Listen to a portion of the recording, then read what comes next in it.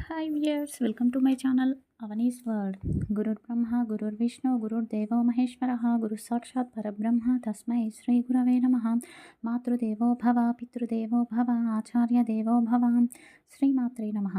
శ్రీ విశ్వావసు నామ సంవత్సరం దక్షిణాయనం శరదృతువు ఆశ్వయుజ మాసం శుక్లపక్షం. ఈరోజు అష్టమి, తదుపరి నవమి అండి. ఇక ఈరోజు దేవీ నవరాత్రుల్లో 9వ రోజు. మనకి ఈరోజు అమ్మవారు సిద్ధిదాత్రి అమ్మవారి అవతారంలో దర్శనమిస్తున్నారు. ఇక అమ్మవారికి మనం సమర్పించాల్సిన నైవేద్యం మోదకాలు లోపల తీయగా ఉండి బయటకి ఒక పిండి లాంటి పదార్థం ఎలా ఉంటుంది, లోపలున్న తీయటి పదార్థం అనేది గుప్తంగా ఉంటుంది. అదే సిద్ధిదాత్రి అమ్మవారు. లోపలున్నది కనబడదు. వ్యక్తులు ఎలా ఉన్నా సరే వారిలోని విద్యను సూక్ష్మంగా సిద్ధింపజేసేది సిద్ధిదాత్రి అమ్మవారు.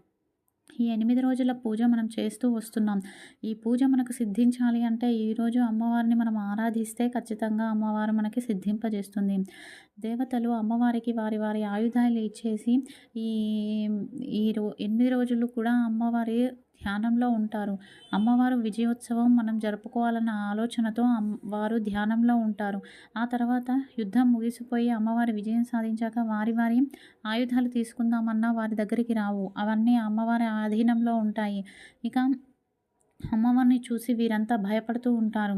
సో అప్పుడు ఆ 9వ రోజు నవమి రోజు అమ్మవారిని వీళ్ళు బాగా పూజిస్తారు. అలాగే ఆయుధాలను కూడా పూజించి చేసి సిద్ధింప చేసుకుంటారు. అలా ఆయుధ ఆకర్షణ చేసుకుంటారు. ఇక ఈ విజయదశమి నవమికి మనం ఆయుధ పూజ అనేది చేస్తాము. ఈరోజు మనము గుమ్మడికాయను బలి ఇవ్వాలి. కొంతమంది ఈరోజు సాయంత్రం ఆచరిస్తారు, రేపు ఆచరిస్తారు. ఇక మనము బూడిద గుమ్మడికాయను బలి ఇవ్వడం వలన దైవాకర్షణ అనేది కలుగుతుంది. తినే ఎల్లో కలర్లో ఉండే గుమ్మడికాయ కాదండి, అది తినడానికి పితృకార్యాల్లో మాత్రమే ఉపయోగిస్తారు. కానీ దైవ కార్యాల్లో బూడిద గుమ్మడికాయనే ఉపయోగించాలి. ఈరోజు ప్రతి ఒక్కరూ షాపు ఎవరైతే ఉన్నారో వ్యాపారస్తులు వాళ్ళు ఒక బూడిద గుమ్మడికాయను బలి ఇవ్వండి. అంతా నెగిటివ్ ఎనర్జీ పోయి పాజిటివ్ ఎనర్జీ వస్తుంది. ఇక మనకి గణపతి, హనుమంతుడు అష్టసిద్ధిదాయకులు. ఎవరైనా సరే అఘోర తపస్సులు చేసేవారైనా సరే సిద్ధిదాత్రి అమ్మవారి చూపు పడితేనే వాళ్ళకు మంత్రాలు సిద్ధిస్తాయి.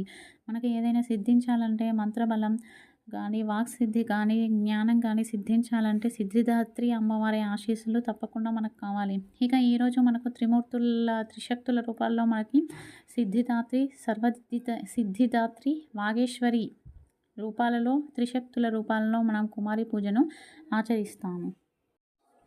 ఇక ఈరోజు మంత్రబలం ఓం దేవి సిద్ధిదాత్రి అయి నమః. ఓం దేవి సిద్ధిదాత్రి అయి నమః. ఓం దేవి సిద్ధిదాత్రి అయి నమః. ఈ నామాన్ని ఈరోజు వీలైనన్నిసార్లు జపించండి. అలాగే ఈరోజు నవార్ణ మంత్రం ఓం ఐం హ్రీం క్లీం చాముండాయ నమః. ఓం ఐం హ్రీం క్లీం చాముండాయ నమః. ఓం ఐం హ్రీం క్లీం చాముండాయ నమః. రేపు ఉదయం పూజ అండి. ఈరోజు సాయంత్రం నవమి ఉంటుంది. అలాగే రేపు మధ్యాహ్నం వరకు కూడా నవమి ఉంటుంది. రేపు మనము దుర్గా విజయోత్సవాన్ని ఆచరిస్తున్నాము. రేపు మంత్రబలం ఓం దుమ్ దుర్గాయై నమః. ఓం దుమ్ దుర్గాయై నమః. ఆ తర్వాత నవార్ణ మంత్రాన్ని కూడా జపించండి. ఇక